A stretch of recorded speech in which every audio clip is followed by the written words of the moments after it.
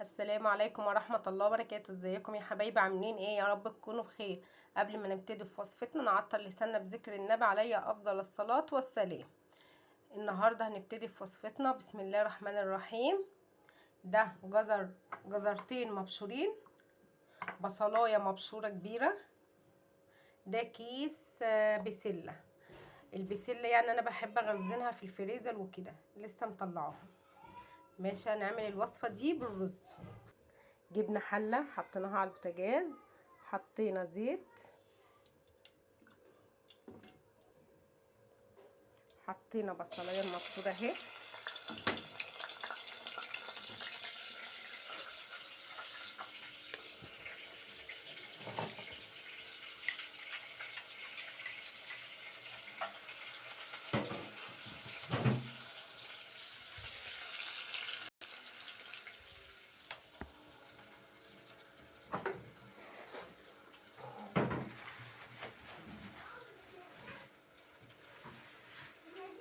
لا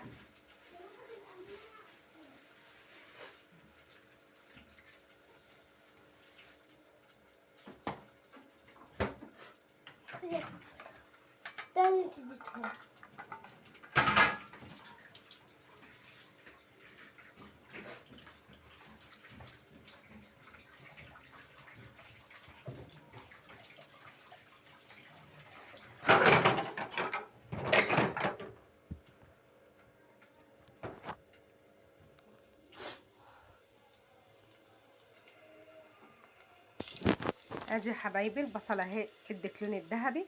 هنحط الجزرتين المبشورين، هندي كده تقليبه البصل بالجزر، وهنيجي نحط البسله وهنقلبها كده. نغسل الرز ونيجي نحطه. وادي يا حبايبي ده نص كيلو رز غسلناه وفضيناه. بسم الله الرحمن الرحيم. وادي هنقلبه.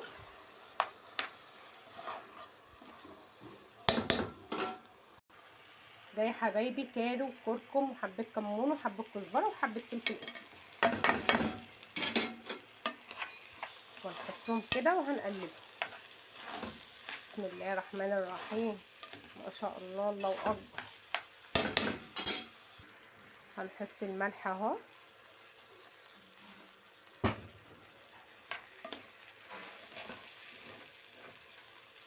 طبعا اللي عنده شوربه فراخ شوربه لحمه عادي.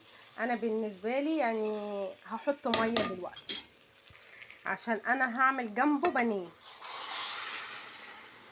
عشان كده بقى ايه حطيت ميه. طبعا اللي عامل بقى فراخ او لحمه وحب مثلا يحط دي عادي، بس انا عشان هعمل جنبه بانيه حطيت ايه ميه. هنخليها تغلي ونوطي عليها. بصوا يا حبايبي كده بيغلي، هنوطي بقى عليه خالص. بصوا يا حبايبي ده بعد ما استوى ما شاء الله اهو، بالهنا والشفا. اتفضلوا معانا. بصوا يا حبايبي بعد ما خلصنا الرز اهو، اتفضلوا معانا اتغدوا.